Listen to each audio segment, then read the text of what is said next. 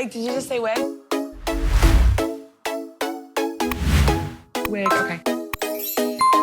I know, wig. I feel that already. Wig, okay. Wig, did you just say wig?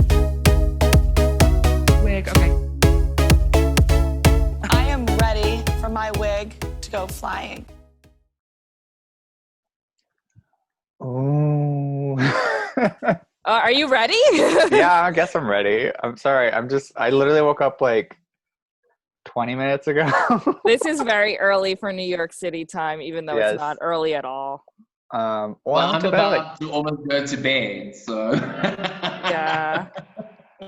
I'm used to going to bed at like 6 a.m. and waking up. Yeah, I went to now-ish, bed at so- 4.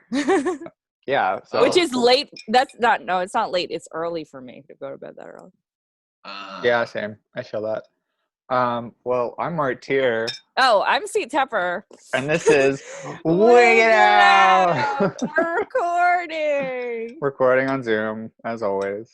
Come As on usual. in, Zoom. Oh, this is our last interview for the year. For the year? Oh, Yeah. work. Oh, yeah, you told me We that. have one Okay, more I knew that. episode, but this is the last interview of the year of 2020. The hell year that is 2020. The hell year that is 2020. So for our last interview, who are we talking to? Okay. So we have another international guest. This is our second international guest. Woo! All the way from South Africa, it's Shenay O'Brien. Woo! Hello, guys! Yay! Yay! I'm so happy to be on your last interview for the year. Yeah. You're our second international guest ever. I feel quite honored and privileged. Thank you Yeah. very much. Usually they're all the way from Brooklyn, but today they're not from Brooklyn. Crossing the borders. Where are you in South Africa, by the way? Currently. I stay in Johannesburg, the city of gold. Mm-hmm. I think everybody knows kind of where Johannesburg is. Yeah. There's only it's like Cape Town and like Johannesburg, I feel like are the main ones. That's about it. Yeah. That the internationals know. Yeah. Is everything else like rural, or are there other cities we don't know about? No. There's quite a few rural cities and metropolitans in South Africa. I mean, like we have Pretoria, we have Nelspruit, we have Port Elizabeth, we have Durban. So there's quite a few. I think the misperception that people have about South Africa is that we live in this rural little piece of the world where we just ride elephants and pet lions all day. I think that's like what people think of Africa in general, because everyone thinks In Africa is general. one country, which makes no sense because it's so No, it big. doesn't. But I can safely say that we drive cars and we have running water and we have electricity and we stay in houses and not huts. Wait, you're telling me it's not like what's that who's that famous South African director who does all the like robots and aliens? I can't remember. Shelter Copley. Whoever, the one who like why can't I think of it? Oh, District 9. Whoever did that. Oh, yeah, I know who you're talking about. Yeah. But no, I I feel think he is that's what people think. misrepresenting. He's Oh, yeah. misrepresenting the country. He is literally putting out what we're not. I hope so. Because if there's aliens running around South Africa. No, definitely. Well, it's 2020. Anything is possible. That's true. Oh my Speaking God. of speaking of 2020, how has life been in a pandemic over there? It's been tough. I mean, luckily we weren't hit as hard as the rest of the world. Yeah. Our recovery rate is quite high and our infections are quite low as compared to, like some of the European countries and America. But it's been tough. I mean, like our country has, like the rest of the world, come to a kind of complete standstill. Our economy is down. Mhm. We've lost so many jobs. We've lost so many opportunities to perform. Yeah. The venues that are so few and far apart in South Africa, Yes. We'll definitely talk about that. don't offer the stages to perform anymore. So, but it's been tough. It's been a ride, but somehow we keep going and we keep moving forward, hoping and praying that tomorrow will be better. I feel like you're someone who never really relied on, let's say, like the club system, because that's like big in American drag. So Yeah. I feel like you never relied on that to like perform. So I feel like hopefully you haven't been impacted as badly. No.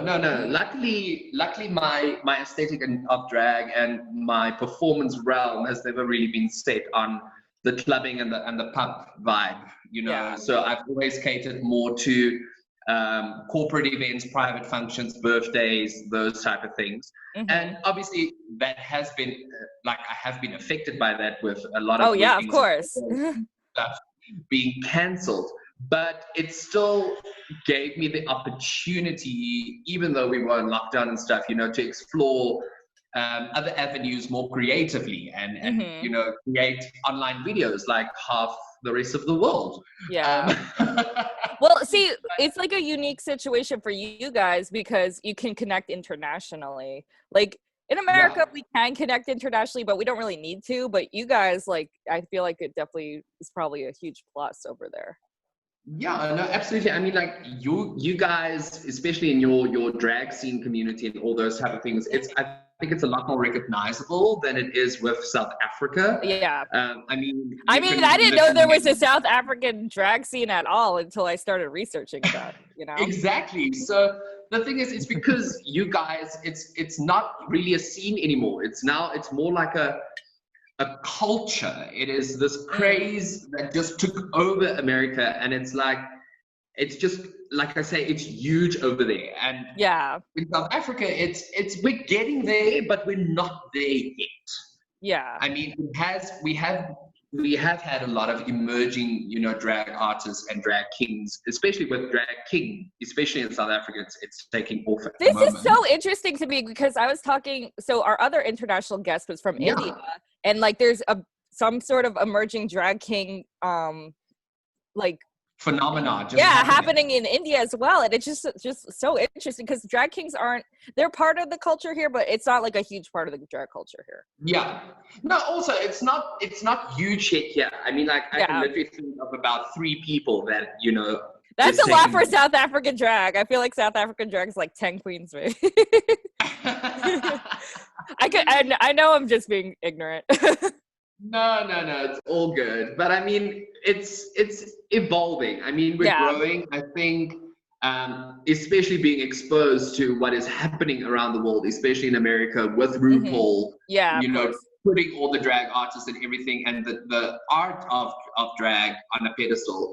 It's really opened the doors and avenues for a lot of people, not just South Africa, but around the world, you know, to engage in that and to experiment with that art form. Yeah, and that's great because we'll talk more about South Africa LGBT a little bit. But I want to focus on you before we get into that. So my basic question is, how did you get your drag name? I started dragging in 2009, and way back then the culture in South Africa with regards to drag was not big or huge at all. Mm-hmm. I had no one to guide me. I had no one, you know, giving me assistance or showing me the ropes or anything. I went to a club one night and I saw 3 drag artists performing and I was like, oh, well, this looks like something that I want to do. And so I didn't have a drag mother as most young drag artists have, who gets accepted in or becomes part of a drag family. Yeah. And then, you know, gets assigned a name or becomes part of a house or that type of thing. Mm-hmm. So I chose my own drag name as being the independent woman that I am. Of course. So initially it was supposed to be Shaniqua. Oh. That sounded a bit like a hooker to me. Okay. So I can't really say where Shenay came from. Like, I don't know how we got onto Shenay or how it was chosen or that type of thing. Mm-hmm. But my surname, O'Brien, comes from Richard O'Brien that wrote Rocky Horror Picture Show. Oh. Yeah, okay. So that I didn't know that. Yeah, so that was an ode to him. And then in my second year of drag in 2010, my favorite lecturer at university passed away, and his name was Renee. And he always, during my whole first year, like experimenting with the whole drag and everything, he always took the time to like ask me, because when I went to university, I dressed differently every single day.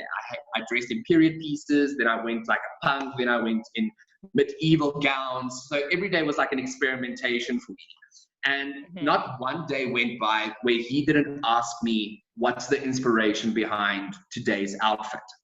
And when he passed away in 2010, it was like there was this void in my life where I was like, you know, I miss him asking me what's the reason and what is my motivation for dressing, you know, uniquely or special or whatever today. So as an ode to him, I took his first name as Shenay's second name. So my full name is Shenay O'Brien. Ah, that's cute. That is cute. So that's where my name comes from. I love it. See, So when I you- first heard it, I thought Yeah. it was Irish because Shenay, like Shenay O'Connor or something. Yeah, no, I mean, it's clearly sounds like Irish or Scottish. Well, I wish if you could see me without the wig, I don't have hair because I shave it like super, super short. So I basically look like Shenay O'Connor. Love that. Love her. It's been 7 hours and 15 days, doll. Oh, God. So you clearly like started drag like early on, I guess, in like the South African scene. So how did you like develop your drag aesthetic and performance style?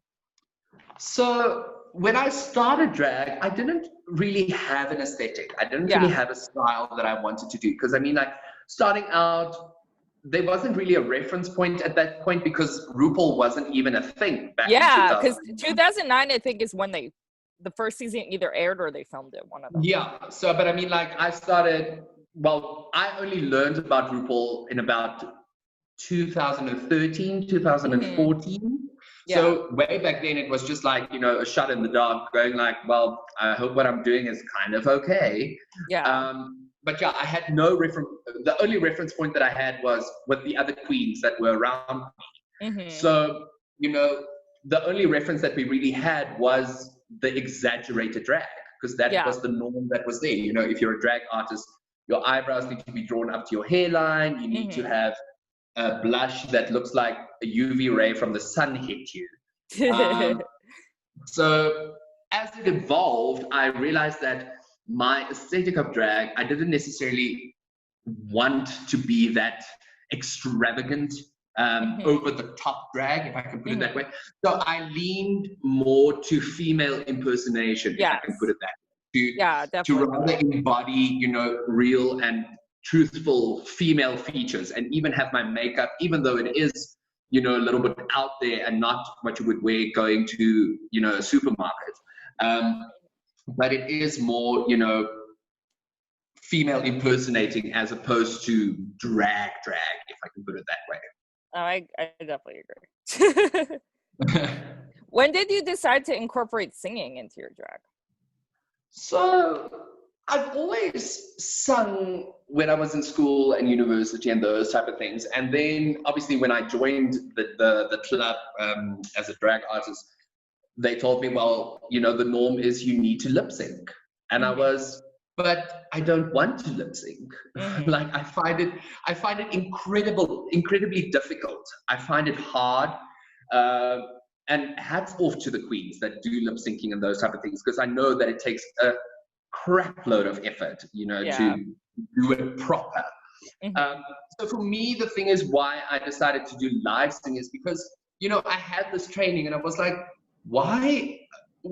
Since I started, I was like, I don't want to be your conventional drag queen. I don't want to be somebody that conforms to the norm and be just like everybody else. And I was like, in South Africa at that point, I knew of one other drag artist that sang live, but didn't have the range that I did. So he's a baritone. And I'm a countertenor. So I thought, well, let me use this to my advantage, you know, sing in my falsetto, create that female, you know, tone. And surprisingly, it has opened so many doors for me within my career as a, you know, being able to sing live. And, you know, it just brings another quality to a performance, if you can put it that way. So it's not just me lip syncing to Tina Turner, it's me singing Tina Turner, but, you know, putting in my own influence and my own vibe to it and creating, you know, a uniquely experience. Oh, yeah. It definitely makes you stand out. We wouldn't have ever like met and connected if you hadn't, you know, decided to add singing into your performance, because it makes you stand out. Yeah. And I'm sure it opened a lot of doors. Yeah, it did. I mean, I've always been performing as myself outside of drag. I studied drama at university, but I've worked predominantly in musical theater. Yeah. And, you know, I've done a few theater shows and stuff. And then when I did my first theater show in drag, which was in 2013, it just escalated from there. Like, it was received so well and different. And for me, I didn't even realize the opportunities that were out there. You know, it just opened this magnitude of possibilities. And I was like, okay, so I started exploring birthday parties and bachelorettes. And I was just like, you know what, and the thing is, people crave something different. They don't want the same thing over and over and over. So it really opened a lot of doors. But the thing that opened the biggest door for me was Idols in 2015. Oh, yeah. And we're definitely going to talk a lot about that in our second half. I just want to pull back for a minute. So what's interesting about South Africa to me is because, like, especially Americans, we have such a, like, small view of what Africa is. And I didn't realize when I was researching how, like, progressive South Africa is when it comes to LGBT rights, which is, like, way more progressive than in America. Like, you guys have, like, had, like, a lot of, like what's the word I'm looking for? Just, like, a lot of, like, stuff with the government that, like, gave you protection. Absolutely. I mean, in 1995, South Africa was the first world in the country to rule out discrimination against sexual orientation. Yeah. You know, based on sex, gender and everything. I mean, we were the 5th country in the world to allow same-sex marriage. Yeah. You know, our government has been very supportive towards, you know, the LGBTI and LGBTIQA plus community. And we have been given, you know, a lot of rights that a lot of other countries don't allow their people to have. I feel like you guys might still have even more rights than we do in America. And, like, this happened years and years ago. Well, we were watching your election, like, very closely, because I was so afraid that if Trump won, that person that he moved into the High Court or the Supreme Court, you know, because it was on the table, you know, that the gay laws and everything in America would be changed. And we were like, even though that doesn't affect us directly, you know, there is that ripple effect that will it spill over into South Africa, and do we have to start, you know, fighting again for everything that we've already fought? I forget it. How many years, 30 years, like, will we have to start over? So luckily, I'm very thankful that our government, but it's a coin toss, because it's one thing to have it on paper in our constitution, and it's another thing to, you know, physically implement it into society and into the world. Because we still, even though, you know, we have a constitution that protects us against discrimination from race and sex and, you know, all these type of things. It's still, when you go into a workspace or into public and whatever, you can't just go into a bar and just be authentically yourself, because there's still people out there, you know, who's closed-minded and narrow-minded, and they don't give two shits about what the Constitution say. And they were like, this is what my parents and my upbringing and my culture taught me, and I am not going to deviate from that. So let's raise them fists and let's see who wins. Yeah. Have you had any, like, personal, like, experiences with that? Like, how was it growing up LGBT plus for you? So I grew up in a very conservative Afrikaans background. Okay. So it was difficult because, like, again, I think I could just say Afrikaans conservative background. I think that is explanatory enough. Yeah. It was difficult because you were constantly confronted with religious beliefs. You were constantly told who you are not supposed to be. And then on the other spectrum, it's like, be who you want to be, but not too much. Yeah. And it was hard, but I mean, my dad's side comes from a very conservative side, and my mother was always, like, a little bit more liberal. She was a little bit more open-minded. So I kind of, when I wanted to experiment, even when I was younger and I was, like, wanting to put on her lipstick or get into her shoes, she would always allow that, but, like, she would never tell my dad that I did that, or allow me to do that whenever he was in the room or close by or whatever. But from a family side, when I came out, my father's side of the family rejected me. Oh no. And I don't want to say like they wrote me off, because they didn't really, but like the minute that I came out, it's like all connection was broken, all communication. Nobody wanted to know anything about my life. And so the only family that I really had was my chosen family that I made in my university, and people who knew that I was out and gay, and who accepted me and embraced me. And my mother, and luckily my parents, even though my dad's side of the family wrote me off or like distanced themselves from me, my parents were actually incredible regarding me coming out. They supported me wholeheartedly. Yeah, and my dad even said to me the one time when we had like this family reunion just before Idols, and he had a little bit of a drinky drink, and and he said to me, while we were standing around the fire, and he said to me, if I ever have to choose, because he's my stepdad, so he married my mother when I was 3 years old, so he basically raised me throughout my life, but I see him as my dad. Yeah. And then he said to me, if I ever have to be put in the position where I have to choose between you and my family, I will choose you 1,000 times over. Aww. And I was just like, obviously I burst out in tears, crying like a little wuss. But it was so amazing for me to know that, this man that comes from this conservative background and has been taught, that being gay is wrong and you can't love an LGBTIQ child, and you need to take them to conversion therapy and pray them straight, and hit the gayness out of them and all those type of things, which is absolutely ludicrous. Yeah, of course. The fact that he stood up and broke away from that, I was like, change is coming. And the fact that he is willing to take that step to, get to know who I really am and take this journey with me, I was like, this is what we need in the world, Oh yeah. For someone to break that cycle and start a new journey, and just to be open-minded and take the time to get to know a person. And even if you don't approve, you don't have to accept the lifestyle that I'm living or the choices that I've made, but I need you to respect it. Because there's a reason why we do everything that we do. Oh yeah. Yeah. On that note, I think we could take a little break. I was about to say the same thing. That was such a good way to. I know. I was like, and let's not ruin anything. So we'll be right back, kids. Wait, did you just say Well, wait? Bye. Wig, okay. I know. Wig. I feel that already. Wig, okay. Wig, did you just say wig? Wig, okay.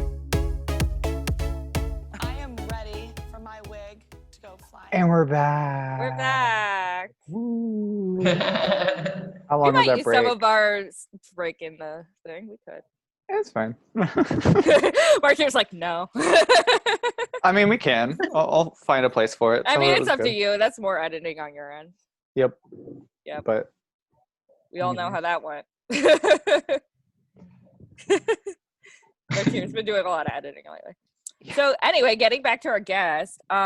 So what you're probably best known for is competing in Idol South Africa, which is basically for American audiences, American Idol, but in South Africa. The South African version. Yeah. Though I know it's based on Pop Idol, which is the British version, but both of them, they're all based on Pop Idol from England. I mean, they all use the same template. It's just different. Yeah. So how did you even explain your journey with that? How did you even hear about it? Well, I actually auditioned for Idols twice prior to 2015, and I didn't even make it past the first round. But then in 2015, it was actually quite a journey, because on the 31st of January, so the first round of auditions for Idols that year was on the 1st of February. And on the 31st of January, I hit the lowest low I've ever had in my entire life. I was broke, I didn't have work, I was depressed. It was just a really, really bad time. Yeah. And on the 1st of February, my flatmate, who I was staying with at that point, said to me, well, he's going to audition for Idols. Do I want to come stand in the line with him? Oh. And I was like, I honestly have no desire to go stand in a queue for 8+ hours, get sunburned, and not even probably make it past the first round. Well, whatever. Yeah. So then literally, let's say 15 minutes before we left, because the auditions were in Pretoria, which is about a 40-kilometer or a 40-minute drive from Johannesburg to Pretoria. And literally like 15 minutes before we left, my flatmate said to me, he was like, well, why don't you go with Shenay? And I was like, are you mad? Like, it's already bad standing in the queue for 8 hours in flats. Now you want me to stand in the queue for 8 hours in heels? Yeah. It must be delusional. And literally 5 minutes before we left, I was like, oh, screw it. Let me just do it. I have absolutely nothing to lose. Yeah. And I threw on a wig. My makeup looked ratchet as shit.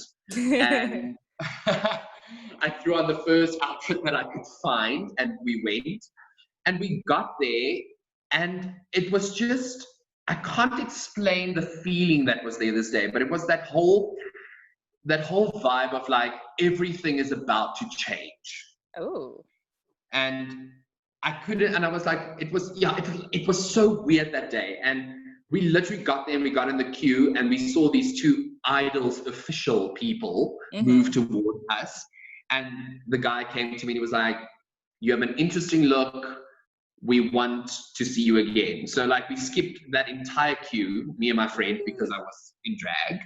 And we went on to audition for the judges. And he didn't make it, but I did. Yay. So my flatmate who I went with, so he was a bit pissed that I don't blame him. because I didn't initially wanted to audition. So yeah. And then from there on, it was a roller coaster ride. So we did the audition, and then we did theatre week, which is that whole grueling section. Yeah. And after that, because after we filmed theatre week, it was still about 3 months till the episode started airing. That's actually a very short amount of time. Usually it takes it's a year. very short.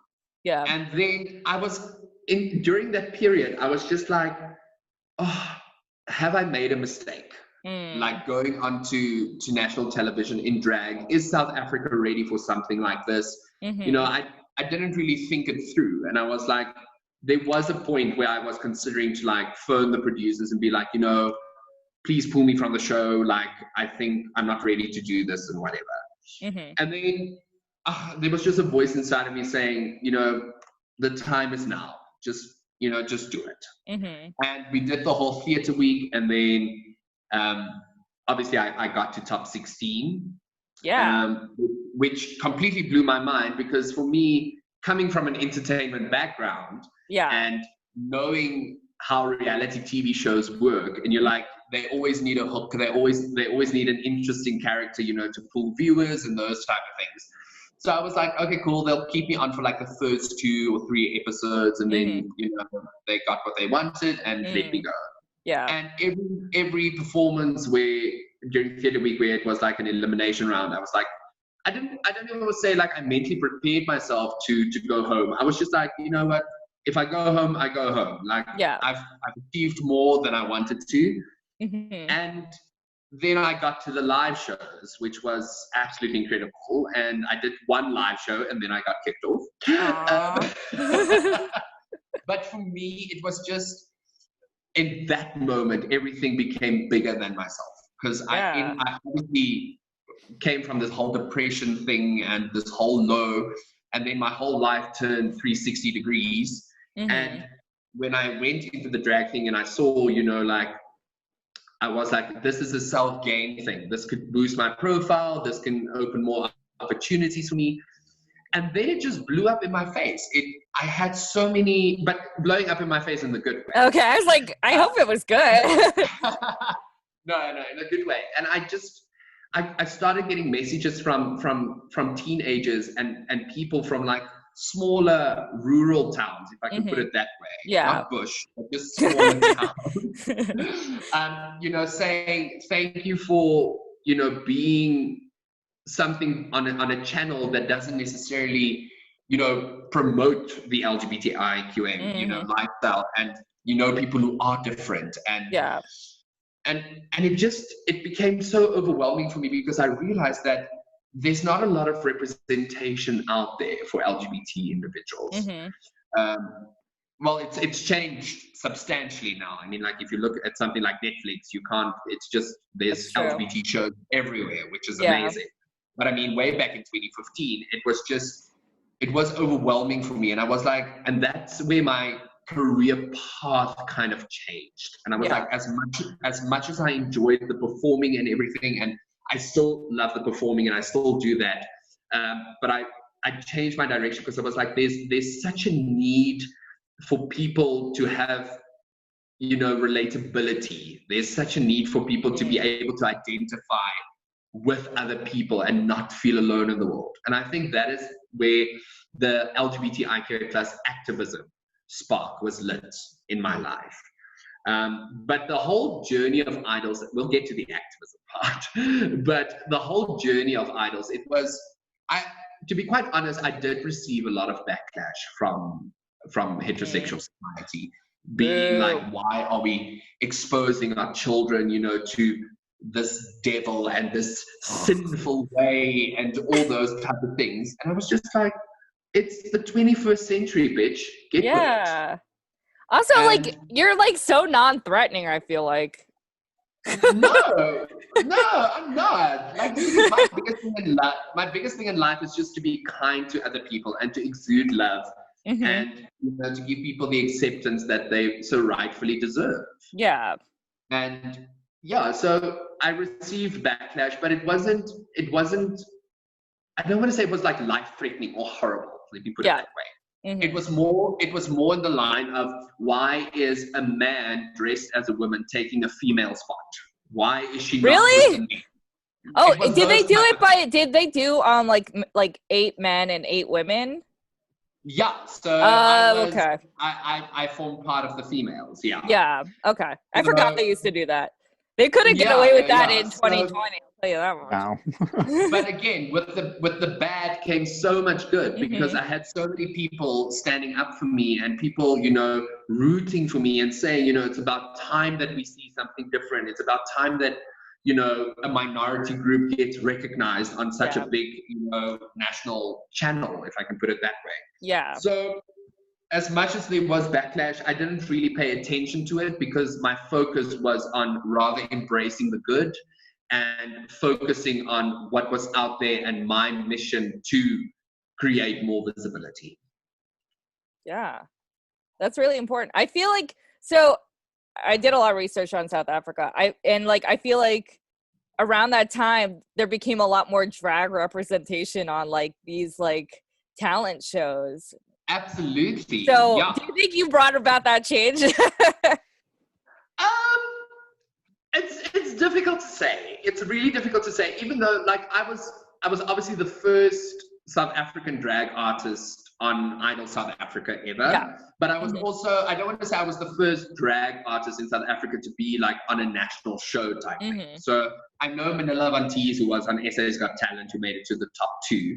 Like she was the first drag artist of SA's Got Talent. So, but I think to a certain sense, the visibility that me and Manila created, you know, being on such a public pedestal and showcasing who we really are, I think did contribute to, you know, other drag artists and people becoming more accepting and more experimental and being like, you know, these people are breaking, you know, the boundaries. People are breaking the stigma. They're creating a way for us, and we need to ride that train for as much as we can. Is there still a lot of like LGBT representation on like mainstream television in South Africa? Actually, recently, yes. So okay, that's good. Yeah, no, absolutely. It's definitely changed. On one of WERRRK My Dear's episodes, we spoke now about representation in the media, especially in South Africa. But in terms of soaps and those type of things, we've had our same-sex interracial couple. We've had a transgender character on an a very popular Afrikaans soap. We've had a gay marriage, and the thing is, people still get upset when they see this, but it's showcasing everyday life, what is out there. Yeah. And the thing I always tell people, and this is my biggest thing, I always tell people, you don't need to accept it, but you need to respect it. And if you don't like it, don't look. It's as easy as that. Like, we can't please everyone. I'm not a jar of Nutella. But you can't please everyone. But yeah, no, like the representation in South Africa, I do have to say, like, it is a lot more out there. And I think because we have a constitution that supports it, people do have a little bit more free reign, to putting storylines and queer individuals out there on platforms. Also, I feel like it's good television. Like, it is good television. Like, it's gonna bring people in. People want to see it. Exactly. Did RuPaul's Drag Race ever make it over there in a big way? Because I know it affected a lot of countries, but I don't know about South Africa. Oh my lord, it was a cult. Oh. It was literally I'm probably the worst drag artist in the world because I stopped watching RuPaul at season 6. Don't worry, So you're among many in Brooklyn. When Bianca Del Rio won, I was like, "There's nobody in this world that's going to be better than that bitch." You're correct. But I've stayed up to date with obviously who's won the seasons after then. Just I haven't watched the episodes religiously, but surprisingly enough, RuPaul became such a mainstream thing within the heterosexual community in South Africa. I would have these very Afrikaans proper Boere, guys come to me and say, "Oh yeah, did you see that Sasha Velour? Did you see her? She's so, And I was like, okay, but I'm supposed to be plowing a farm or a field or something. Why are you watching RuPaul's Drag Race? But yeah, so no, it definitely made it over here, big time. And I think till even this year, it's still people watch it, people follow it, people because it's good entertainment. I mean, RuPaul found something which people can enjoy, which they don't really have to think about. And I mean, it's so entertaining. The amount of drama that is being created on that show is just incredible. I'm sure the producers will love to hear that. So has your time on television helped you go into producing yourself with your new series WERRRK, My Dear, for YouTube? Yeah, so I never intended to become a producer or to create my own show or whatever. It was, I don't want to say it it happened by accident, because nothing in this world really happens by accident. Yeah. But it opened a lot of doors and opportunities for me, but I never really thought of venturing into, creating. So, well, apart from the performing stuff. And then in the end of 2019, end of 2018, I went to go take a walk in the park with one of my friends. And just before I went, I read this article about an American transgender boy who committed suicide because his parents sent him to conversion therapy and tried to pray him straight and all those type of things.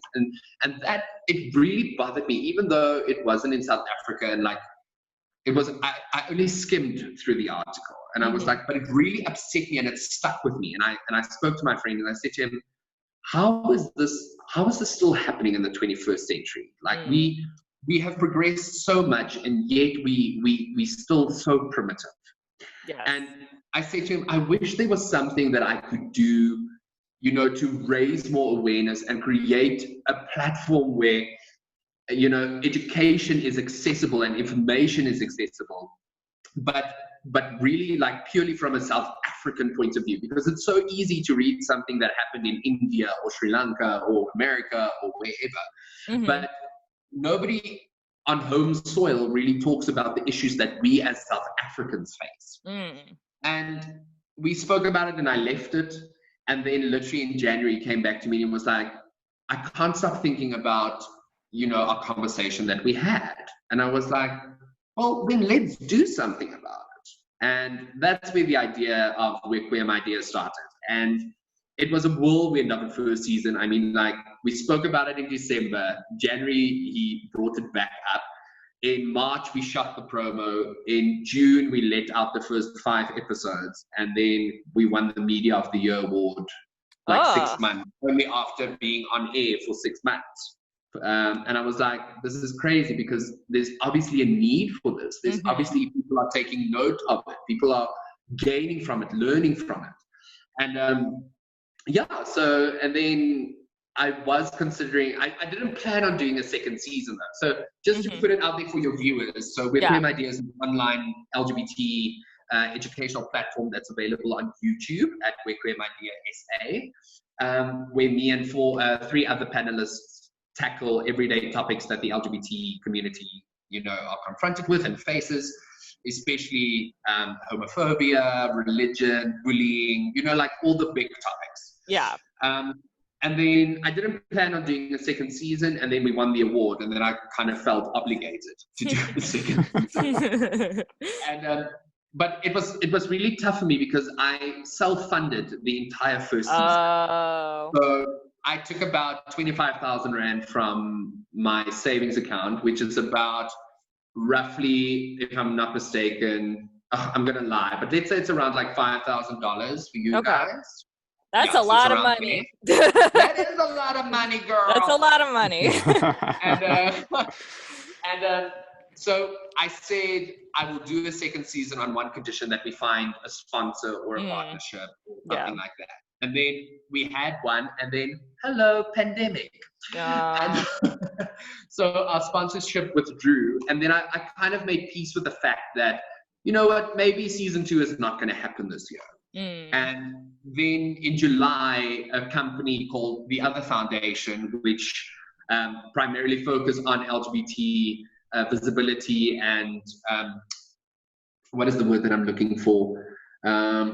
It will come to me. But LGBT visibility and progressive, you know, putting LGBT on a pedestal out there to show that, you know, this is what we face, and we are actually, I don't want to say we're normal, but we're human, if I can put it that way. And then they came to me and they were like, okay, cool. So we've seen your series. We actually really like it. Here's some money. Make a second season. Yay!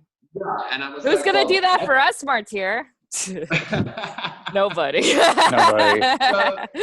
yeah, the second season happened very quickly. So I think they let us know in end of July that we got our funding.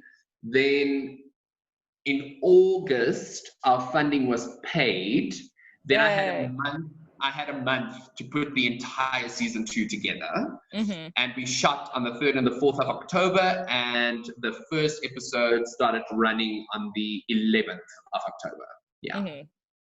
So it's been going, like we literally finished our last episode tonight of season 2, and then the recap episode is coming out next week, and then we're done. Is there gonna be a season 3? Maybe. It's difficult to say right now. It's so weird that you asked this question, because everybody that's been watching season 2, everybody now that it's ending is like, is there gonna be a season 3? And I'm like, guys, can I just get through this year without, you know, losing the little hair that I have? Maybe. Maybe. Who knows what 2021 will bring? Yeah, you need more sponsors. Get more sponsors. I need more sponsors. But luckily this year, like, what I'm very grateful for is we've partnered with amazing brands this year, which I never thought, you know, would have come on board with WKMD. I mean, like, we had a major partnership with one of our biggest malls in Johannesburg, which is Rosebank Mall, where they created this entire LGBT installation within the mall with WKMD, our posters, our faces on posters in the mall. It was incredible. And then for Pride Month, I partnered with Ford, which is, well, the car brand, but for Ford North Africa. And we did like this whole internal talk about inclusivity and diversity within the workspace and desensitization and all those type of things. So, you know, it's really making a difference out there. And the thing is, with my style of drag and my whole mission in drag, if I can put it that way, is like, as much as I want to be known or remembered as, being a funny, entertaining performer and, someone who's always looked her best and everything, I also want to be remembered for not changing the world, but, throwing a pebble in the pond and starting the ripple effect. Yeah, that's like a very noble goal. Yeah, so that's like my thing, because I'm not going to change the world overnight, and I'm very realistic about that. But every revolution started with one idea or one step or whatever. So if I'm going to take that step and be the beginning point for somebody else to take over, then I'm more than happy to do that. Sounds noble and good to me. Yeah. I'm proud of you. Well, thank you. Yeah. On that note, we're going to take our last little break, and then we'll get into our usual debauchery of questions. We'll be right back, kids. Bye. Bye. Wig, okay. I know. Wig. I feel that already.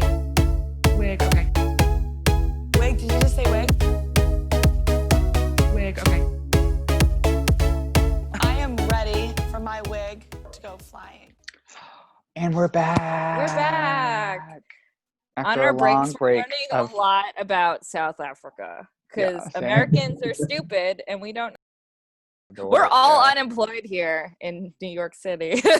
Oh, doll, join the club. Like, Oh, you're in the unemployment club. Woo! I've been fun employed since 2009. Oh wow! But Yeah, you so do I've like been- a lot I've of been- freelance work. I've been freelancing basically my entire life. Yeah. Yeah. Which has its downfalls, but Oh, I know. wouldn't- I've freelanced almost my entire life as well. Yeah, I would much rather freelance and hustle and do things that make me happy than sit behind a Absolutely. desk from 9 to 5 and want to kill myself. Yeah. No, I'm 1,000% with you. Yeah. Which in America is very hard to do. We don't get like any sort of anything. We don't get health care. We don't get any sort of protections. We're all screwed over. But do you think now with Biden coming back into office, do you think that you guys will get Obamacare and all those things So back? they never took away Obamacare, but it's very strange. Like it's not really full protections. And if you make too much money, they'll kick you off. Okay. It's very complicated here. And like, no matter what you do, you're kind of screwed. Yeah. Obamacare was kind of like a little Band-Aid on a giant wound. It never fixed anything. That's quite interesting though, because it's so weird. Because from a viewpoint in South Africa, we look at New York and America being like the land of the great and greener pastures and everything, and then you talk to people living there, and you're just like, oh fuck, we're staying right here. Who said that? You know the movie Rent? That's us. Oh shit. Yeah. Actually, that's pretty accurate. It's That like, sucks. especially currently. That sucks. Oh, Yeah, I didn't realize how Okay. accurate that was. Yeah. It's true. See, the thing is with South Africa, because I'm very like aware of like how it is, like how it actually is. It is so nice over there. It's like I know they like try to get tourists over there, but I would totally go. It seems super nice. Like the thing is, South Africa is really, really nice, and I mean, like especially with tourists and everything, there's a lot to do this side. And I mean, like I don't know. They what have people's- penguins. I don't, say again. You guys have penguins. That's amazing. We have penguins. I'm like obsessed. Penguins are my favorite animal. I mean, God. like there's literally a town just outside of Cape Town called Simon's Town, where it's called Boulders Beach. Yeah. And it's literally this beach filled with penguins, and you can go down onto the beach and just chill with the penguins. Oh, I want to. It's hard in quarantine because like we literally cannot go anywhere, and I just like. Have your borders not opened yet? Oh no. Okay, but I mean, like, let's be honest, your country is a little bit more fucked than ours. Oh, we are Yeah. so fucked. Everyone's dying. Yeah. Yeah. Martyr had COVID. I did have COVID. Yeah. That was fun. Oh, really? Yeah. Almost everyone I know had it. Oh crap! You see, the thing is, in South Africa, we have it, but the thing is, again, with our government is so fucking corrupt. We don't know what the actual numbers are. COVID numbers are, Yeah. and I mean, like the thing is now, somebody dies in a car crash, and then they just like, oh, it was COVID related. What? And I mean, we're like, trying to do the same thing here, but they're not getting away with it as well.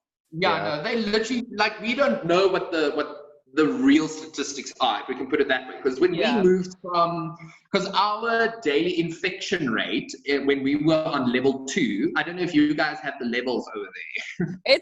I don't even know. Like, New York has its own weird thing going on. Kind of, but not really, yeah. Okay. But like, most people are pretending it's not happening. Yeah. Like government. You know, like, in South Africa, it is happening. People are aware of it, but you know, it's become a lot more relaxed now, if I can put it that way. People still wear their masks and stuff. That's good. But we have seen a resurgence of, like, you know, gatherings and stuff happening now, where it's a lot of people. And now the obviously the infection rate has gone up again. But I mean, what I wanted to say, like, we had 5 levels. So level 5 was the country was in total lockdown. You couldn't go anywhere. And then they moved us gradually down to 4, 3, and 2. And then on level 2, you could kind of do normal things, but like you couldn't go to the theater, you couldn't have alcohol in restaurants, you couldn't. It was like all these ludicrous rules, if you can put it that way. But I mean, like on level 2, our daily infection rate was like, let's say, for instance, 11,000 people. And then the minute that they moved us down from level 2 to level 1, the daily infection rate was like 2,000. And I was like, that makes no fucking sense. Yeah. That makes no sense. So what happened now is our president, like, he speaks to us on a monthly basis now. And we had a talk on Thursday. On Thursday. And then he put, so the entire country is still on level 1, except for Nelson Mandela Bay, which is Port Elizabeth. Okay. They've been put under stricter lockdown regulations because they are seen as a hotspot. Oh, there's probably a lot of people there then. So we also have a curfew. So you're not allowed to be out of your house between the hours of 12 and 4. Wow. Do we have a curfew? I don't think we do currently. 10. But now, for instance, now the entire country is on curfew, so you have to be home by 12, and then you can only leave your house again by 4. But now Nelson Mandela Bay and Port Elizabeth, they've been put under curfew. They need to be home by 10. Oh, okay. We have like a curfew in the sense that things. We don't really have. Well, you can't take the subway after 1 o'clock, right? That's the whole thing. Subways at 1, and then restaurants and bars have to be like 10 or 11. They're 10. I think maybe 10. Okay. Yeah, even our restaurants this side, like, they close around 9 o'clock at night. Yeah, I went on a walk last night and everything was like shutting down. And it was like 9:30. See, but the bodegas are still open, so that's they don't count. They're gonna live forever. It's so hectic for me because at night, when it was normal, you could just like get in your car and go to the McDonald's at like 3 in the morning and get fucking whatever. Yeah. And now you have to like plan your whole day to be like, I need to get to McDonald's by 8:30. Oh my God, that's me with Starbucks, because Starbucks closes here at 5. I think they close at 5. 6. Only 6. Some of them close at 6, but the ones in my neighborhood all close at 5. And I'm like, I wake up at like 4 o'clock in the afternoon. Like, how am I supposed to do this? It's like very upsetting. Like, that's like the one thing I'm upset about. Oh my God, make your coffee at home or your tea at home. So where in New York do you stay, Kate? So I'm in Manhattan because I moved in with my boyfriend. So I'm like right in the center. And then Martyr lives in Brooklyn, which is right next to Manhattan. Yeah. Okay. Yeah. I only know Manhattan from the Sarah Bareilles song, and Brooklyn from Two Broke Girls. Oh, Two Broke Girls. Wow. That's definitely not Brooklyn. Because they like filmed that in LA. That's like the cleanest Brooklyn you'll ever see. Yeah. But again, it's misrepresentation. Oh yeah, absolutely. Well, like everyone thinks like South Africa is like the rest, like the Sahara or something.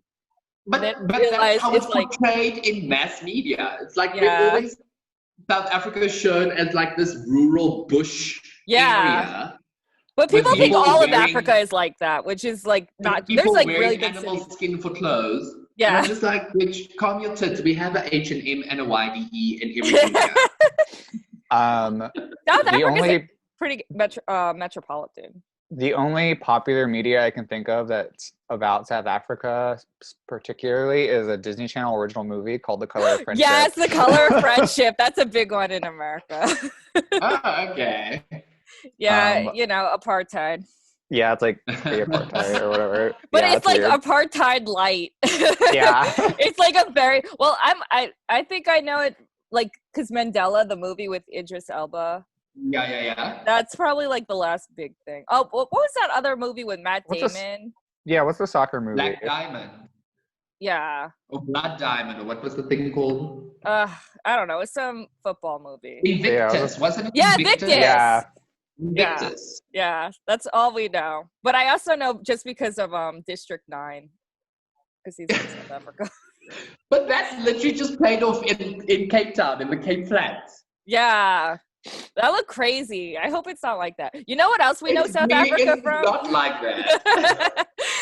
Trevor Wait. Noah is from South Africa, so we know like He is. He Yeah. is. But I wonder if he still classifies himself as a South African, because I mean, like, I don't know. I mean, his accent is still very strong, so I can't take it's that very away. strong. But I mean, like, South Africa loves Trevor Noah, and like Uh-huh. he's in the news constantly this side. But because he's one of the biggest exports from Oh, South yeah, Africa. absolutely. I mean, between him and Charlize Theron. I those forget are- she's from South Africa. Yeah, she is Her from this accents side. are But good. I mean, in South Africa, people say Charlize Theron because that's how we pronounce Theron. Theron. But yeah. I forgot she's from South Africa. Yeah, I mean, like It's She- because she's good I at think she- accents. She only plays American characters. she is very good at accents, though. But yeah, I love this last movie that she did now. What was it called? I don't know. I can't remember the fucking name now. But the last She's in a lot of something. ones. The last something. But anyway, it was quite good. Yeah, we're learning a lot. We're I learning a definitely lot, kid. recommend looking up about South Africa because I learned so much when I was researching about it. It is an interesting country. Oh yeah, there's a lot of Definitely. diversity. I mean, I think even though we're such a small country, I think we have one of the biggest diversities in the entire world. Oh, absolutely. Yeah. Because it's like a lot of different Europeans, and then the Cultures and everything. It is Yeah. crazy. Yeah. yeah. Speaking of South Africa, do you think there'll ever be a Drag Race South Africa? It's difficult to say. Like, I don't want to say that we are not on the standard that has been showcased globally, Mhm. but I don't think the drag scene in South Africa is as big yet Yeah. to be put on a show like RuPaul's Drag Race. Mhm. There has been variations of the show in South Africa. but Oh, I didn't know not that. Not full on drag race. Oh, okay. But there has been interest, Mm-hmm. in doing stuff like that and, showcasing the drag artistry in South Africa. And I've been approached by 2 production companies who are looking to do something similar in 2021. So it's obviously Ooh. still talking everything. But I don't think RuPaul as such will come to South Africa. I think the biggest hurdle in terms of that is paying the royalties. Well, the show a and certain country everything. is having an issue with that currently. Yeah, so the Yeah. thing is, it's quite an expensive endeavor, Hmm. especially to buy the rights and, to do it this side. So I don't think, as per se, RuPaul's Drag Race will come to South Africa, but there might be a variation of a Drag Race show happening here. That'd be great. Yeah. I don't feel see like why the world not. needs to know. Well, I feel like Holland, like no one thought that place would have had their own show either, because When I did my research about European drag, I really didn't get any of like Dutch queens on my radar. The only one I knew about was Envy Peru. So if they could make a show, I feel like South Africa could make a show. I mean, like, we have the diversity this side to definitely, you know, bring that entertainment value to a show and to showcase, you know, the different drag styles that are in South Africa. Because I mean, of all the drag artists that I can quickly come to think of, like, there's not one aesthetic that's the same.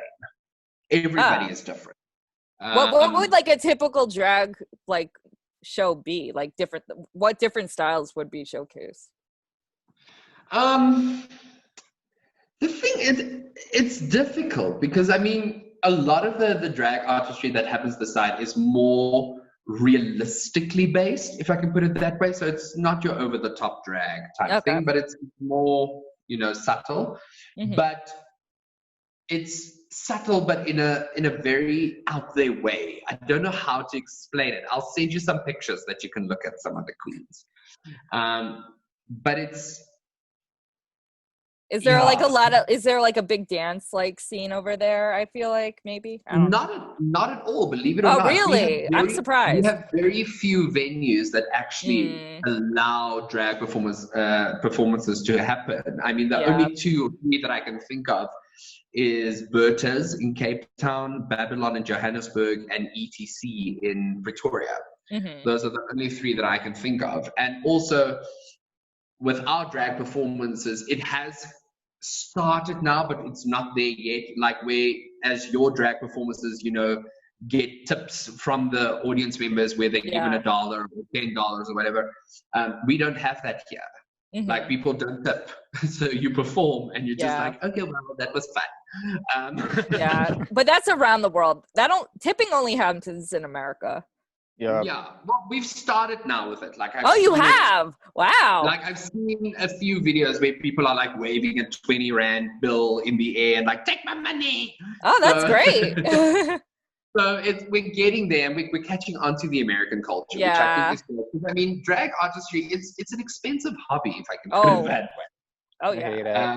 I hate how really expensive. It's really expensive, and I don't think general public always realize the effort that goes into, you know, being a full-rounded drag artist. Oh, yeah. Do you have any future projects you want to promote right now that we should know about? Nothing too hectic. I mean, like, 2020, as much as we've hit a pandemic, I've been very blessed to have still been active and working and had opportunities come my way. Like, I mean, I was part of Global Pride that happened in June. I was part of Pride Afrique, which was the first African continent pride that happened up in Nigeria. Wow, there was an African continent pride. I'm really shocked. You must go look. It's called Pride Afrique. I will send you the link. That's amazing. So they had that. And I mean, then obviously WQMD, with the show, we partnered with just when the pandemic hit, we partnered with some companies where we provided counseling for LGBT individuals, you know, because obviously a lot of people were caught in spaces that weren't necessarily LGBT friendly. You know, those type of things. So we did offer them with counseling and stuff. I released like little homemade videos, like performance videos that I did. So the only upcoming project that's still left for the year is I recorded an Afrikaans parody version of All I Want for Christmas from Mariah Carey. Love that. So, and it's basically just to sum up, you know, the shitstorm that has been 2020 in South Africa. So that's the only project that's coming up, which is launching next week, Tuesday, on the 15th of December. So that's and this episode should be out by then. Fantastic. Yeah, so it's going to be out on YouTube and Facebook. But yeah, that's it for the year. And then hopefully I'm putting it out there, but again, it's a lot of work. WQMD season 3. Yay! I hope it happens. Yeah, me too. Yeah, so If we'll there's see. any American advertisers, give some money their way and then give some money our way. Yeah. Absolutely. Let's support independent content creators. What's the best advice you've been given about doing drag? Or that you've learned about doing drag? The best advice that I've learned about doing drag is, and this is going to sound very crude, but it is what it is be the fuck whoever you want to be. Like, just embrace who you are, embrace what you want to do. Like, don't conform to what people's expectations of you should be. Always, people are going to have an opinion, but like their bank account, it's insufficient. So I like that. So yeah, if they ain't paying your bills, you pay them no mind. Absolutely. So, Pay them bitches no mind. Yeah. So, but I think like my best advice is just like, do you, unapologetically and authentically. Yeah, I think it helped you open a lot of doors, and now you're opening a lot of doors for other people by being yourself. It's all about paying it forward. And like I say, if I just want to leave this world and this community and everything a little better than I found it. I want to make the journey a little bit easier for the next person. I don't want the next person to have to question and find answers for the stuff that I had to find answers for. Like, that next person, the answers should already be there just for them to take and to go with it. So yeah, I feel like that is why I found my purpose in life. As much as I enjoy performing and stuff, it's for me to create visibility and educate society out there, and to make the LGBT community a little bit more normal, if I can put it that way, for the outsider to see that we're not strange aliens from a different planet, and or just because we love the same sex doesn't make us bad people. At the end of the day, love is love, and love should be celebrated despite gender, race, or whatever. Hell yeah. That's very inspiring. I feel very inspired right now. Which is funny because of our next question is like the opposite of all this inspiration. Martyr, take it away. That's my one question. Martyr gets one question per episode. Yep. Oh, that's in my contract. Okay. Can you tell us your most wild, crazy, insane story that you've experienced while in drag, while seeing drag, while being in nightlife, while being a queer person? What is the most insane thing that comes to your head when you think of that? The insane, incredible thing that has happened, or insane, embarrassing that has happened? Probably Either the or. embarrassing, but whatever you feel. Okay, so there's always one event that comes to mind, and it was in 2014.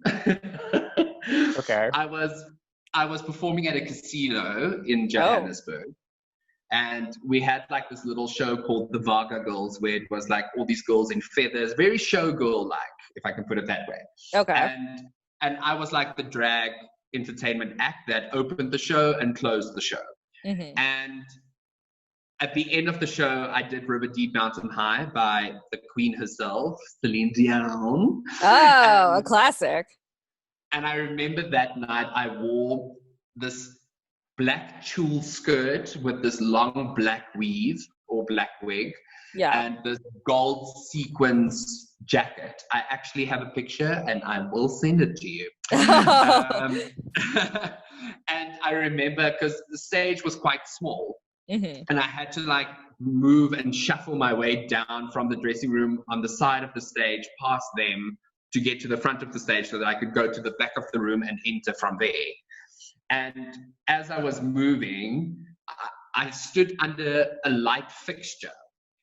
And as I stood there, I don't know how the fuck this happened, but my wig got caught in the light. Uh-oh. And I didn't know. Okay. And as I moved, as I was like, cool, I'm gonna make my move now to get off the stage. As I moved, my wig pulled me back and my heel slipped. And I fell off the stage with my wig still hanging in the light fixture. That's kind of iconic. It was quite embarrassing, but like the only thing that I could come up and say to the people was like, well, I guess the secret's out, I'm a man. I like that. But I think that's like my most embarrassing thing. Like I've never, like I'm always a very cautionate performer. Like I'm always very aware of my surroundings, because I don't want to say like I'm a perfectionist, but like I don't want to be put in a situation where an embarrassing situation can arise. Well, you already got it out of the way, so I think you're good. But I mean, you know, the universe and karma will always be like, bitch, I'm coming for you. So, yeah, I like that one. I feel like kids in Manhattan would try to do that. Not Manhattan, in Brooklyn would try to do that on purpose. Yeah, that's like my most embarrassing story. But, you know, it's memories, and you live and you learn, and you take your wig. So, talking about your wig, where do you want to take your drag in the future? What's your goals for your career?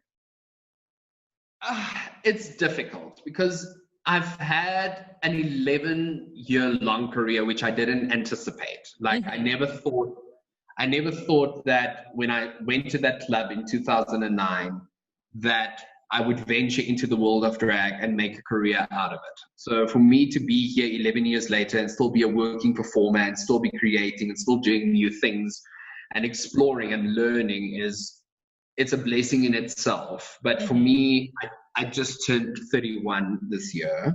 Happy birthday. Thank you. Yeah, it was actually a month ago. So you're a year older than me. We can be old together. You don't look a day over 21. Thank you.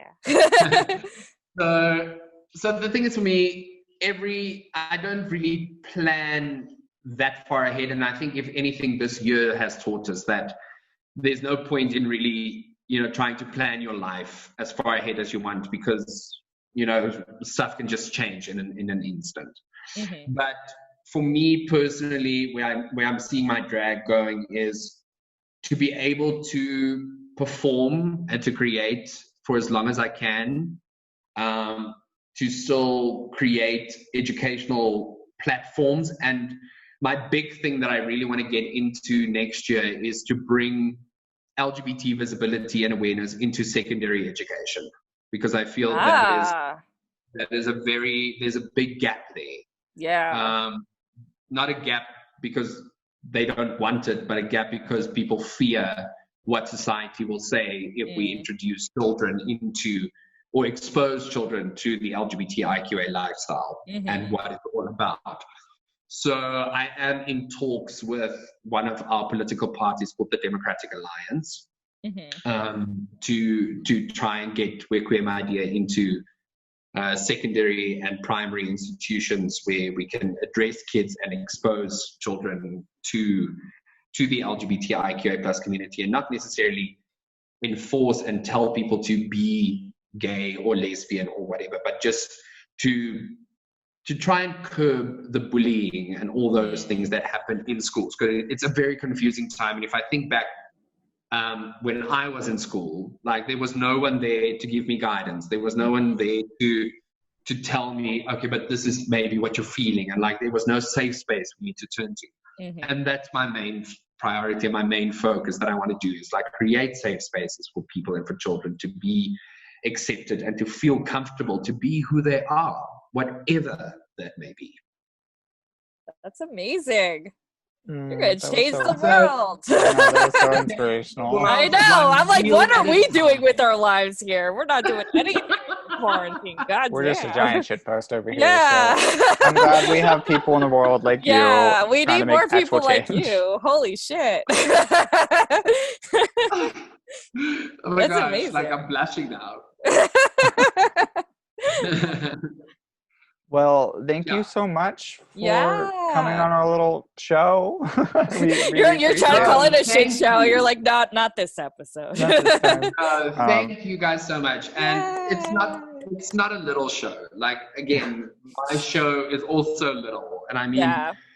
at the end of the day, for me, it's like my biggest goal was if it reaches one person, if it touches one person, if one person can take something from this and pay it forward, I've achieved my goal. I've done what I needed to do. And I think the fact that you guys are creating a platform where people from all walks of life and diversities and backgrounds can come onto a show and express their views and give their opinions and create a space, for other people to learn. I think that is absolutely incredible. And thank you so much for having me on your show. And it's been an absolute honor to finally see you face to face, even though it's via Zoom. You Zoom.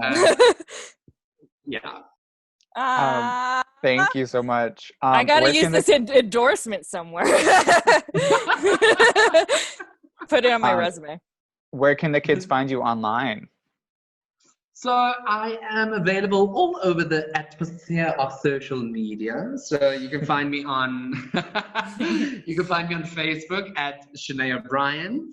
And then on Instagram, I have a joint account. So it's my real life and my drag life put together. So you can just search. I'm not even going to try and pronounce my real name for you guys. Oh, no, please. I really want to know how you pronounce it. Because I'm so struggling. You pronounce it Tiart. Tiart. Okay. Yeah. So the best way to explain it is the letter T and a heart. Okay, got it. Okay. That's the best way. So it's Tiart Lee, L-I, Shenay O'Brien. That's my Instagram handle. And then on Twitter, I'm just at Shenay O'Brien. And then obviously on YouTube and all those other places, but the links are on my social media platforms. And we'll link them all here as well. Well, yep. They'll be in Please go and follow WERRRK My Dear on Facebook and Instagram. Share the episodes if you can relate. I mean, we speak to a South African audience, but I think it's something that every LGBT individual can relate worldwide. Oh, yeah. Love that. I got to follow them. I'm like, all right, I got to go add. Every episode, I'm like, all right, I got to go add someone's Twitter, blah, blah. Well, thank you again, babe, for coming on our show. Oh, and stay tuned. Our next episode is our wrap-up of 2020. The Hellfire. That's exciting. 2020. Oh God, that's gonna be something. But I'm Martyr. I'm C Tepper. And this was Wigging Out. Woo! Bye, kids. Bye.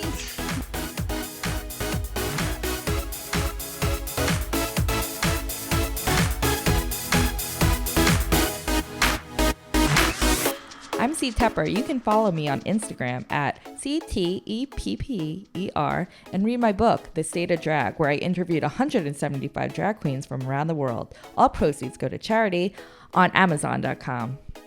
Ooh, I love that. You can follow me on Instagram, Twitter, and Facebook at Drag the Martyr. And if you have any thoughts, comments, dick pics, send them to dragthemartyr@gmail.com. Listen, rate, and review us on Apple Podcasts, Spotify, SoundCloud, Google Play, and Pandora. And catch up with past episodes on WERRRK.com. That's WERRRK.com. Artwork for Wigging Out was provided by Glitter Baby Online. That's Glitter Baby Online. Thank you.